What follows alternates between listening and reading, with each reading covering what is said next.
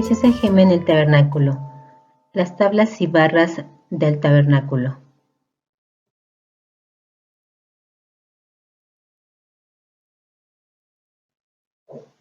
Hasta hoy hemos abarcado todo lo relacionado al atrio. Vimos la cerca, las columnas, basas, capiteles, cuerdas y estacas. También vimos la puerta propia del atrio que nos habla del camino, así como los dos muebles. El altar de metal, que nos habla de ofrecernos como un sacrificio vivo, agradable a Dios, que consuma con el fuego de su Espíritu Santo toda nuestra carnalidad. También vimos la fuente de metal hecha con espejos, que nos habla de que la palabra es como un espejo donde podamos ver lo que nos falta para ser como Jesús. Recordemos que todo esto es figura del más perfecto tabernáculo, Jesús, pero también es en lo que nosotros tenemos que ir construyendo nuestro edificio espiritual. Debemos convertirnos en un tabernáculo donde la presencia de Dios habite continuamente. Hoy iniciaremos con la descripción del tabernáculo, de este lugar cerrado que estoy señalando.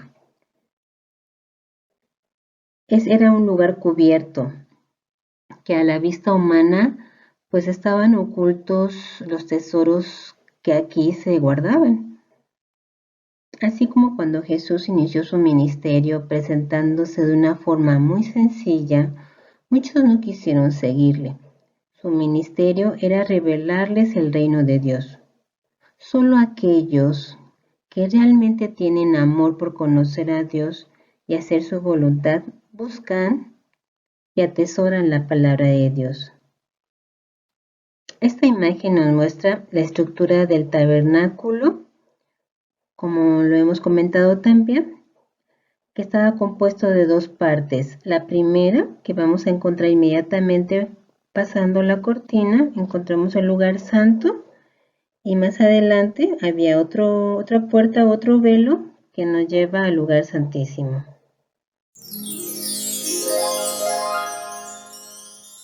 Físicamente era un lugar muy hermoso. Aquí podemos ver en esta imagen, en una vista panorámica y sin la cobertura de estas cortinas, podemos ver que físicamente era un lugar muy hermoso. Todo era cubierto de oro, así como también los muebles que se encontraban ahí también eran de oro. En esta parte, el tema central es el Cristo resucitado.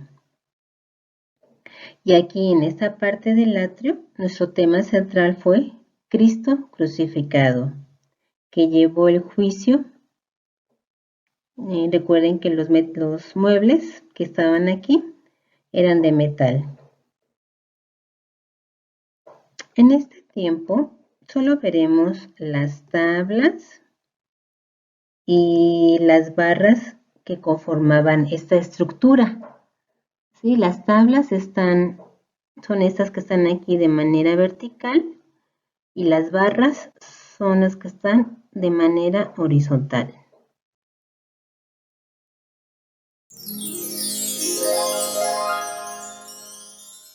En Éxodo 36, del versículo 20 al 34, se describe las tablas y las barras, pero solamente en este momento se tomarán algunos versículos para poderlos comparar con esta imagen que tenemos aquí.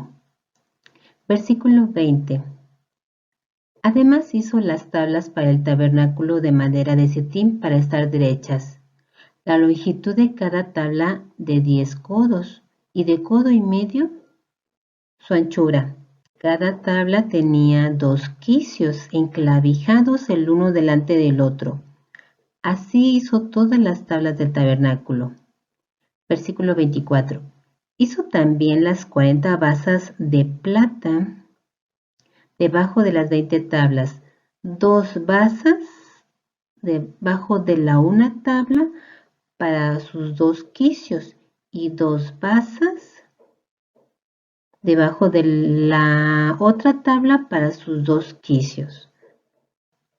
Versículo 31, hizo también las barras de madera de sittim, 5 para las tablas de un lado del tabernáculo, e hizo que la barra del medio pasase por medio de las tablas del un cabo al otro, y cubrió las tablas de oro, e hizo de oro los anillos de ellas por donde pasasen las barras. Cubrió también de oro las barras.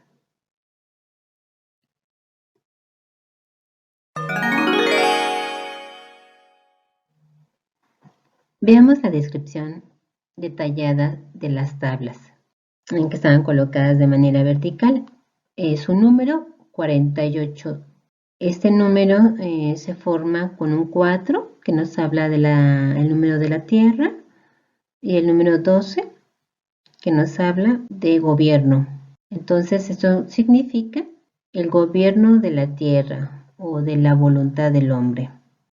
Dios quiere prepararnos y convertirnos en la clase de tablas que puedan tener un sitio en el gran edificio espiritual que reinará y gobernará con Cristo Jesús. En Proverbios 16:32 dice la palabra de Dios: mejor es el que tarde se aira o se enoja que el fuerte, y el que se enseñorea de su espíritu que el que toma una ciudad. No es poca cosa que el hombre aprenda a gobernar su propio espíritu, pero éste puede lograrlo por medio de Jesucristo.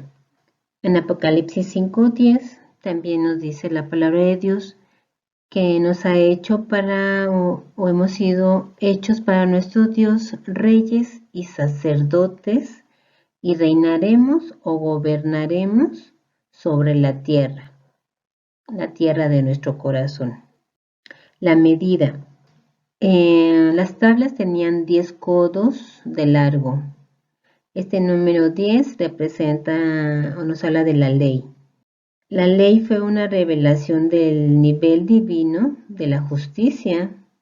Estas tablas no solo son un tipo de Jesús y su justicia, más también es un tipo del creyente que ha recibido la justicia de Dios impartida a través de la fe. De eso nos habla, la justicia de Dios a través de la fe. En Santiago 2:23 dice: y fue cumplida la escritura que dice: Abraham creyó a Dios y le fue imputado a justicia y fue llamado amigo de Dios. ¿Quisiera usted ser amigo de Dios y ya no cuestionarle cuando se está pasando por un tiempo de dolor que pareciera injusto? Creamos de a Dios que es justo y que todo lo que permita obrará para nuestro bien. También la medida tenía 1.5 o un codo y medio de ancho. Esto nos habla de unión o de unirse. Esta anchura de las tablas era menor que el número 2. Recordemos que el número 2 nos habla de la unión. En otras palabras, ninguna tabla estaba unida cuando se encontraba sola. Debemos ser unidos al edificio del cuerpo de Cristo y tomar el sitio que Él ha elegido para nosotros. Esto nos enseña una lección de no solo elegir cierto grupito de personas y pensar que es todo el edificio y que fuera de nosotros no hay más tablas o más hermanos con los cuales unirse. El plan de Dios es unir todas las tablas para formar un edificio. Ahora veamos el material. Madera de sittim. Ya hemos comentado sobre esta madera que se refiere a la humanidad del Cristo y además también es un tipo del creyente. El tratamiento que se le daba a este árbol que era un árbol duro y áspero. Y bueno, fue escogido por Dios de todos los árboles para que con él se construyera el tabernáculo. Bueno, el tratamiento que se le daba era primero, pues era cortado con un hacha. Esto nos habla de algo, de pasar por un tiempo de humillación. Después era llevado al aserradero para ser cortado, porque era necesario que fueran estas tablas lisas y bien pulidas para después ser cubiertas por oro. Aquí podemos ver a Jesús pasando por el aserradero de pruebas y tentaciones, no porque él tuviera asperezas en su carácter y temperamento que necesitaran ser alisadas o pulidas, mas pasó todo ello, pasó por el aserradero por ti y por mí. Cuando Jesús nos ha escogido para formar parte de su tabernáculo, entonces pues es necesario que pasemos por el aserradero de pruebas, que alicen y pulan nuestras asperezas. Tal vez estés lleno de incertidumbre por las circunstancias de la vida, pero si tienes a Jesús en tu corazón, puedes estar seguro que Él te ama. Te ama demasiado para causarte dolores o lágrimas innecesarias. Él te ama demasiado para permitir que pases a través de cosas que no contribuyan a tu crecimiento espiritual. Pídele que te revele los sitios rugosos o ásperos de tu forma de ser, que te enseñe qué es lo que está tratando de lijar por medio de todas tus pruebas y confía en su amor. Veamos ahora el material. Esa madera estaba cubierta de oro. El oro nos habla de la deidad de Cristo o la gloria del Cristo resucitado. Qué maravilloso saber que Él nos quiere cubrir con su naturaleza divina y con su gloria, y que cuando Él venga por los santos de Dios, estas tablas terrenas recibirán la gloria de Dios inmortal e incorruptible. Pero hoy, en nuestro cuerpo presente, el Señor quiere que nos vistamos de Cristo en toda la belleza de su gloria. En Filipenses capítulo 2, versículo 14 y 15, dice la palabra: haced todas las cosas sin murmuraciones ni discusiones, para que seáis irreprensibles y sencillos, hijos de Dios sin culpa en medio de la nación maligna y perversa, entre las cuales resplandecéis como oro, resplandecéis como luminares en el mundo.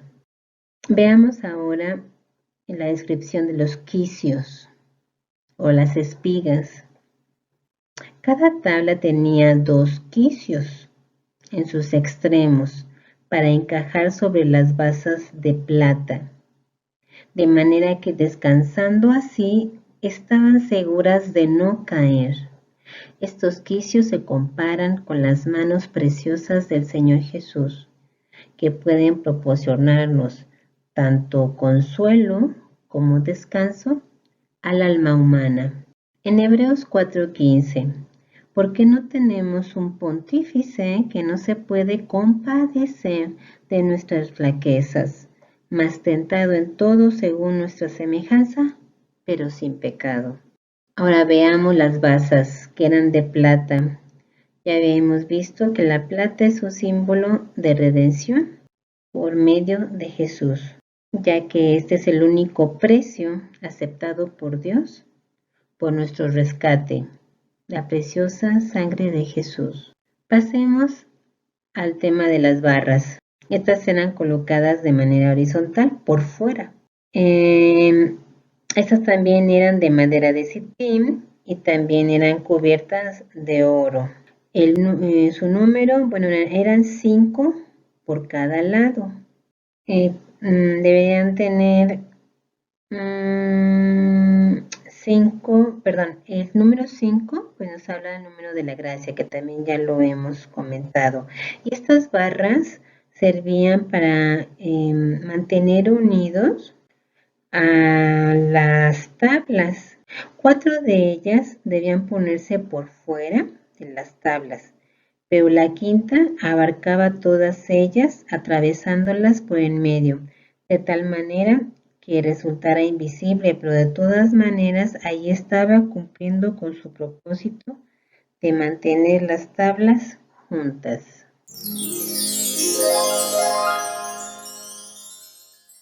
Veamos ahora lo que representan las barras. En Hechos 2:42, y perseveraban en la doctrina de los apóstoles y en la comunión y en el partimiento del pan y en las oraciones. He aquí tenemos un cuadro de las 4 barras visibles que unieron a los primeros cristianos. Veamos la primera barra.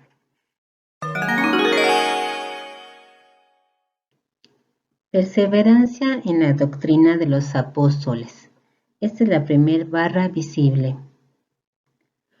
Los santos continuaron en la enseñanza de los apóstoles, cuya doctrina se encuentra sintetizada por Pedro en su sermón predicado por el poder del Espíritu Santo en el día del Pentecostés. Dijo: arrepentíos y bautícese cada uno de vosotros en el nombre de Jesús para perdón de los pecados y recibiréis el don del Espíritu Santo. Hechos 2:38. Para nosotros hoy la doctrina es esta. Si crecemos en el mensaje de la cruz, es todo lo que necesitamos, porque todo el amor, toda la humildad, toda la fe, todas las cosas nos son enseñadas mediante la cruz de Jesucristo. Y si hemos de crecer en este mensaje de amor y de humildad que procede de la cruz, será esta una barra tan fuerte que nos unirá con los santos de Dios. Qué diferente es la doctrina del Cristo resucitado. Muchos hombres han vivido a lo largo de los siglos y han tenido su filosofía, sus doctrinas, pero nunca se han levantado de entre los muertos para hacer que sus doctrinas vivan en el corazón de sus seguidores. Ahora veamos la siguiente barra. Comunión. La palabra nos recomienda no olvidar que debemos reunirnos y tener amistad, porque hay alimento para el alma en la comunión.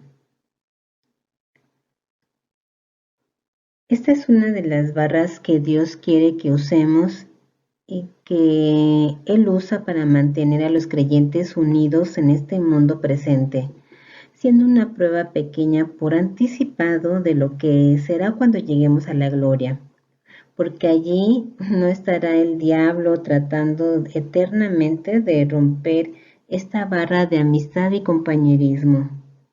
Es por esta razón que el diablo trabaja tan duramente en las iglesias tratando de levantar contención y enemistad entre el pueblo de Dios, porque él sabe bien que si logra debilitar la barra de la comunión, habrá obtenido una gran victoria contra el poder espiritual y el crecimiento de la gente en el Señor.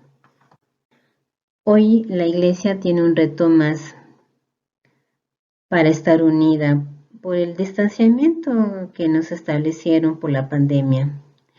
No dejemos de orar los unos por los otros y buscar la manera de demostrar nuestro amor a nuestros hermanos. La tercera barra, el partimiento del pan. En tercer lugar, perseveraban en el partimiento del pan y del vino. En pocas palabras, continuaban anunciando la muerte del Señor. La comunión que el Señor ha puesto en su iglesia tiene como objeto ser una firme barra de unión entre los creyentes, añadiendo de esta manera mayor fuerza al edificio. Este tiempo de comunión tiene por objeto el proporcionarnos una oportunidad para juzgarnos a nosotros mismos y hacer a un lado nuestra carne.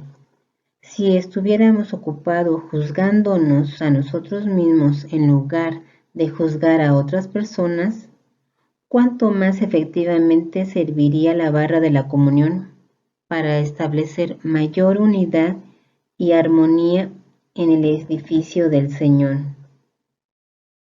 Pero esta es otra de las grandes armas de Satanás en contra de la iglesia. Jesús dijo que si sacáramos la viga de nuestro ojo a fin de poder ver claramente la mota en el ojo de nuestro hermano, aprendamos a hacer uso de la barra de la comunión como un lugar en donde podamos juzgarnos a nosotros mismos, un sitio para recordar el gran sacrificio de Jesús para el Espíritu del Señor. Para que el Espíritu del Señor pueda verdaderamente moverse con gran poder en unidad y armonía.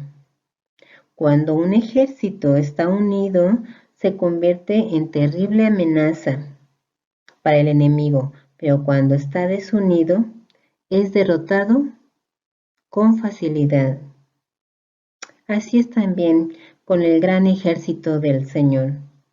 Recordemos que las barras tenían como finalidad el soporte y la fortaleza del edificio. La cuarta barra, la oración. Esta es una barra de extrema importancia para toda la iglesia. Sin esta barra visible en medio de ellas, será una iglesia débil y sin poder. Cuán sutil es el enemigo que conoce la realidad del poder de esta barra de la oración, que ha venido suavemente y vuelto la mente de la gente hacia otras cosas, otras distracciones, otros canales, hasta el punto de que se pierda el deseo de orar, quedando así ciegos a la importancia de la oración. Estas barras no solo son un tipo de la iglesia como un todo, sino también son un modelo del edificio espiritual que Dios está tratando de edificar en ti como individuo. ¿Cómo están estas barras en tu edificio espiritual? ¿Le has permitido al Espíritu del Señor que las coloque en su propio sitio? ¿Cómo se encuentra la vara de la oración en tu propio templo? Uno puede reconocer a la persona que tiene puesta en su edificio la barra de la oración porque cuando llegan las tormentas y los vientos no cae, por cuanto su edificio espiritual está asegurado con las preciosas barras de Cristo resucitado. Y por último, veamos la barra del medio, la barra invisible, que nos habla del Espíritu de Dios.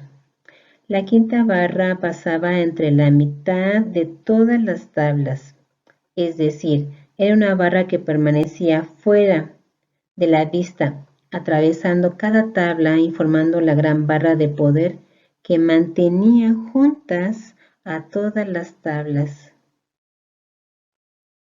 Qué cuadro tan hermoso del Espíritu invisible de Dios que atraviesa cada tabla, cada creyente. Aun cuando el Espíritu de Dios está oculto para el mundo, su presencia divina y su poder se encuentran en cada tabla, porque sabemos que Él está en medio de nosotros. ¿Qué está en medio de ti? Es una pregunta final para ti. ¿Qué fluye dentro de ti? ¿Qué te mueve para seguir corriendo este camino?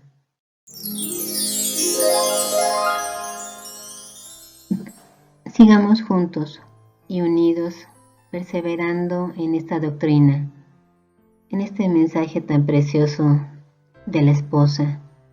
Sigamos caminando este camino de la cruz que nos llevará a formar parte de la esposa de Jesucristo. Sigamos juntos y juntos llegaremos. Dios les bendiga.